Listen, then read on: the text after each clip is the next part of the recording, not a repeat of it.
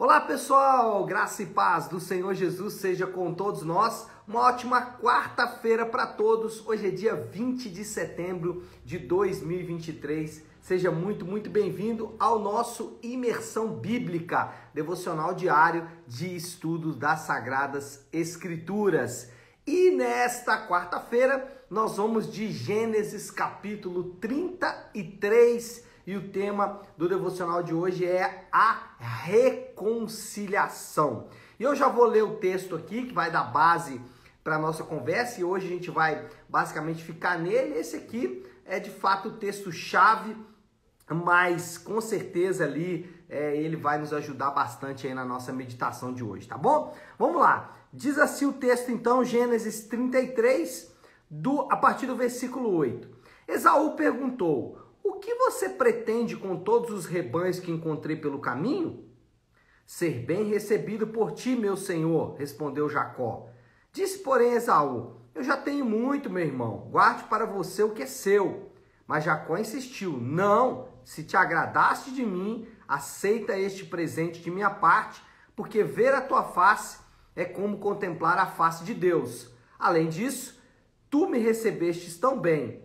Aceita, pois, o presente que te foi trazido, pois Deus tem sido favorável para comigo e eu já tenho tudo o que necessito. Jacó tanto insistiu que Esaú acabou aceitando. Então disse Esaú: vamos seguir em frente e eu o acompanharei. Bom, o narrador aí de Gênesis relata a preciosa e gloriosa reconciliação dos dois irmãos, Jacó e Esaú. E existe nessa reconciliação de Jacó e Esaú, existe muita similaridade entre esse texto descrito e o plano de redenção de Deus, é verdade. Existe muita similaridade, inclusive, se você quiser, o texto que estamos estudando em Efésios, que é Efésios capítulo 2, a partir do verso 11 até o verso 22, trata exatamente do assunto reconciliação. Parece coincidência, né? O fato de que estamos exatamente estudando esse texto durante as pregações de domingo e ele aparecer aqui em Gênesis, exatamente o texto que vai falar sobre a reconciliação. E a gente vai mostrar exatamente essa similaridade entre a história relatada da reconciliação entre Jacó e Esaú e também o plano de redenção de Deus e como Deus reconciliou-se com o seu povo e como ele também reconcilia o seu povo uns com os outros. Bom, então o primeiro detalhe aqui, a primeira similaridade é a reconciliação de dois irmãos. O texto narra que Esaú e Jacó, se você lembrar aí, a briga dos dois foi causada especialmente por uma ação de Jacó, juntamente com a sua mãe, um estratagema. Eles montaram ali todo um cenário para enganar o pai, Isaac, e para Jacó conseguir a bênção que era inicialmente reservada para Esaú. Isso trouxe grande ira para Esaú e agora, 20 anos depois, é isso mesmo, 20 anos depois, os dois irmãos então vão se encontrar para reconciliar. E qual é a similaridade com o plano da redenção? O povo de Deus é formado por gentios e judeus reconciliados por Deus. Exatamente isso que a gente está tratando em Efésios. Deus derrubou a parede de inimizade, o muro da inimizade, o muro esse, né, que existia ali no templo de Herodes o Grande, o muro que cercava o templo e que separava os gentios do pátio pertencente ali aos judeus. Os judeus ficavam próximo do templo, enquanto que os gentios ficavam distantes. Agora, em Jesus, esse muro de inimizade é dividido e os dois irmãos, judeus e gentios, que viviam em guerra, agora estão reconciliados. E isso tem uma aplicação muito poderosa. Por quê? Não existe povo predileto. Não existe. O judeu não é povo predileto, os americanos, os europeus, os africanos, não existe povo predileto. Não existe raça predileta. Deus veio para os negros, Deus veio para os brancos, Deus veio para os orientais? Não. Não existe sexo privilegiado. O homem é privilegiado, a Bíblia é machista. Não, não existe. Não existe rico ou pobre. Deus veio para os pobres. Não, Deus veio para os ricos. Não existe preto ou branco, judeu ou africano. Não. Todos, independente de qualquer barreira humana.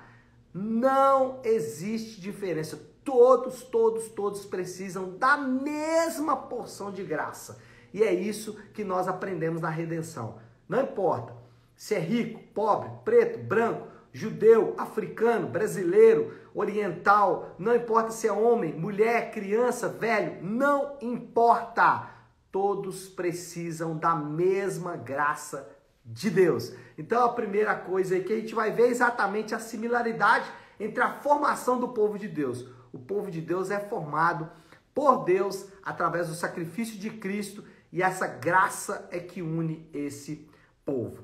Segunda coisa, Jacó, ele oferece bens como pagamento por seus crimes. Lembra lá que Jacó, como eu disse, cometeu um crime contra o seu irmão ao enganá-lo e esse crime ele deveria ser punido.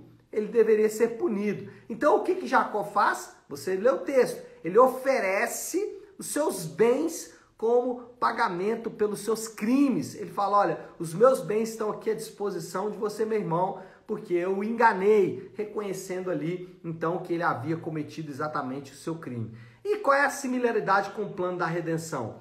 O sangue de Cristo foi oferecido como pagamento pelos pecados dos crentes. Assim como Jacó oferece os seus rebanhos, assim como Jacó oferece ali um preço pelos seus crimes, também Cristo oferece o seu sangue pelos nossos pecados. E aí, os desdobramentos disso são de fato bem importantes. Os crentes são aqueles que não precisam pagar pelos seus pecados.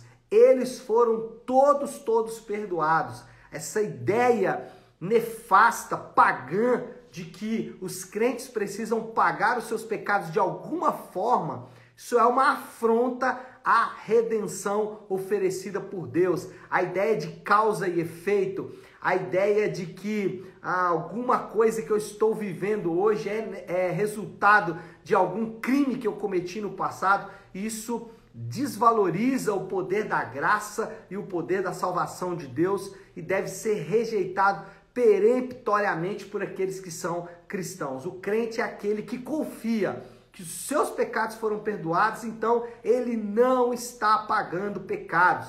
E quais pecados foram perdoados? Porque essa também é uma confusão. Algumas pessoas pensam que Deus paga os pecados que foram cometidos no tempo da ignorância e que os pecados de agora, os pecados cometidos nesse tempo, eles devem ser pagos pelo crente. Então, do passado Deus paga, os modernos nós pagamos. Não nos parece ser essa a matemática de Deus, não nos parece ser esse o sistema de Deus. O sistema bíblico é: os pecados do passado foram perdoados, os pecados do presente foram perdoados e os pecados do futuro também já foram perdoados, todos eles pelo sangue de Cristo. E aí, então, se os meus pecados foram já perdoados, se eu não tenho mais que pagar pelos meus crimes, então eu posso sair pecando? Essa é uma pergunta? Não, claro que não, de modo nenhum, pelo contrário. Nós não vamos sair pecando, nós vamos sair louvando. O cristão, o verdadeiro cristão que entende o que aconteceu com ele na cruz do Calvário, ele não sai pecando, ele sai louvando a Deus por tão grande perdão de pecados, por tão grande bênção. A redenção foi dada gratuitamente para eles. Então, como eles saem louvando e glorificando o nome do Senhor, louvando e glorificando o nome de Yahvé, do Senhor Todo-Poderoso, porque Ele nos perdoou dos pecados e nós não precisamos pagar os nossos pecados. Que sensação gloriosa, que sensação de conforto, de segurança, de amor de Deus e como isso nos leva a louvá-lo e louvá-lo gloriosamente. Se você entende que deve sair pecando, então, irmão, existe algo muito grave com a natureza da redenção que você entendeu. Para aqueles que são crentes verdadeiros, o pecado é uma grande afronta a Deus, porque ele levou para a cruz e eles não vão continuar cometendo seus pecados. Mas, em terceiro lugar, além disso, os rebanhos foram dados também em forma de presente para alcançar o favor de Esaú. Além de pagar pelos seus crimes, Jacó também oferece os seus rebanhos como uma espécie de presente para que Esaú favorecesse Jacó. Ou seja, o que nós chamamos dentro da teologia de o sacrifício propiciatório, para que houvesse, para que o outro se tornasse propício. E aí fica muito claro aqui o plano da redenção, né? Deus em Jesus, por causa do seu sangue, por causa da sua morte, Deus em Jesus, por causa da morte de Jesus, se torna propício aos crentes. Deus recebe o sangue de Cristo, Deus recebe a morte do seu Filho amado como um presente de todos. Como eu dizia, a redenção fica muito clara aqui, porque Deus em Jesus também derrama o seu sangue para que se torne então, para que Deus então, aliás, Deus aceita o sangue de Jesus para que ele, Deus, se torne propício aos crentes. E aí, o que é essa implicação para a vida dos crentes? Nós não devemos fazer absolutamente nada para alcançar o favor de Deus. O crente não precisa dar o dízimo, não precisa ir à igreja, não precisa orar, não precisa jejuar, não precisa fazer qualquer coisa para alcançar o favor de Deus. Por outro lado, por causa do favor de Deus, ele faz tudo isso e mais outras coisas. O que acontece aqui é que a mensagem é que Deus está completamente a favor dos crentes. Deus está 100% a favor dos crentes. Deus vai favorecer então os crentes. E porque Deus favorece os crentes, eles então vão, em resultado a esse favor de Deus, os crentes vão então se tornar obedientes a Deus, vão amar a Deus. Então eu quero que você perceba que a transformação do coração, a transformação das motivações mais íntimas do coração do crente. Antes ele fazia para alcançar o favor de Deus, para que Deus se tornasse propício a ele. Agora, na redenção, não. O que Deus faz? Deus, porque o crente faz, porque Deus é propício a ele, ele faz todas essas coisas. O que eu quero que você perceba é que a motivação aqui foi transformada. A ideia é: amamos o Senhor, por isso obedecemos. Não obedecemos para que Deus nos ame. Não, amamos o Senhor, Deus nos ama. Ele já se tornou favorecido. Então, por isso, nós obedecemos. E outro, amamos o seu povo e o seu povo nos ama. Por isso, vivemos em comunhão. Percebe o relacionamento de Deus com os crentes e dos crentes uns com os outros é inteiramente impactado pelo fato de que são reconciliados graciosamente. O ponto é esse. O que Jacó fez foi ele mesmo entregar um presente para se tornar propício. O que acontece é que nós não entregamos o presente. Quem entrega o presente por nós é o Senhor Jesus, e Deus o recebe de bom grado. Até porque, como a Bíblia sempre pergunta, né? O que podemos dar a Deus? Nada. Mas o Senhor, Deus, pode dar para ele mesmo, em Jesus, o sacrifício perfeito. E por último aqui o quarto, Jacó torna-se propriedade de Esaú. O relato aqui, ele fica um pouco romantizado, né? Porque o que acontece? O que Esaú faz depois de receber os presentes? Alguém diz assim: nossa, Esaú já era muito rico e agora deixa Jacó embora, que é o que acaba acontecendo. Mas isso, de fato, é um pouco diferente, né? A história ali deles tentando: vem comigo, não, eu vou com você e tal. Esaú, inclusive, chega a mandar: não, eu não quero que ninguém faça nada com você, então vou mandar os meus homens. Na verdade, o que aconteceu ali foi uma espécie de transação comercial. É isso mesmo. Agora, tudo que Jacó tinha pertencia a Esaú. Esaú era como ou em outras palavras, Esaú era como se fosse propriedade de... Aliás, Esaú não. Jacó era propriedade de Esaú. Esaú era dono de Jacó. Por isso, Jacó não podia mais fazer o que quisesse. Ele deveria obedecer às instruções dadas por Esaú. Esaú era o dono dele, né? Aqui fica muito claro, né, gente?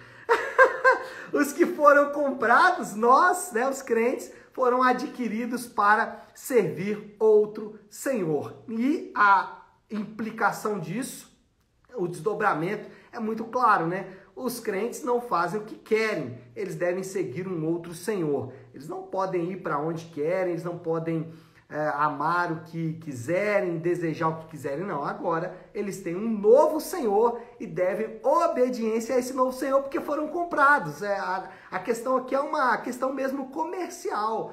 Assim como Jacó não podia fazer mais o que quisesse porque pertencia a Esaú, também nós não fazemos o que queremos porque pertencemos a outro Senhor. Bom, moral da história aí já para a gente ir concluindo, né? O relacionamento dos crentes com Deus é fundamentado em Cristo e em seu sacrifício substitutivo. Então, como nós nos relacionamos com Deus? Por causa de Cristo e por aquilo que Cristo fez em nosso lugar. Cristo assume o nosso posto e paga o preço e traz presentes para Deus, na verdade, o seu próprio sangue, para que Deus se torne, então, propício aos crentes. Eles foram, os crentes, perdoados, favorecidos, favor de Deus, e comprados por Yahvé. Então agora, eles, além de perdoados, eles estão também favorecidos e também são agora pertencentes, propriedade, né? Pedro vai dizer isso lá em 1 Pedro capítulo 2, versículo 9, sacerdócio real, nação santa, povo de propriedade exclusiva de Deus. E por que são povo de propriedade exclusiva de Deus? Porque foram comprados. Bom, desafio do Léo aí, já pra gente ir passando para a conclusão, né, gente? Acho que o desafio aqui é refletir sobre essa reconciliação e os impactos na nossa vida. Acho que se fosse falar de mais alguma aplicação, é que é apenas repetir o que eu já disse. Então vamos refletir sobre isso e como isso impacta a sua vida e a minha vida também. Tá certo, meu povo? Vamos orar, vamos colocar tudo isso aí diante de Deus. Se você puder, então, pare em um instante o que você está fazendo e vamos juntos buscar a Deus em oração. Querido Deus, Pai de amor e graça, Senhor, nós queremos louvar, bendizer e agradecer ao Senhor por esse tempo, por esse dia e principalmente por sua doce e preciosa palavra. Obrigado, porque a sua palavra é o nosso alimento, é o nosso guia. Sua palavra, Senhor Deus, nos direciona em todo o tempo. Nós oramos e te agradecemos por isso e fazemos em nome de Jesus. Amém. Amém, meu povo? Bom, então é isso. Nós vamos ficando por aqui. Que Deus te abençoe. Uma ótima, uma excelente quarta-feira para todos. Fiquem com Deus.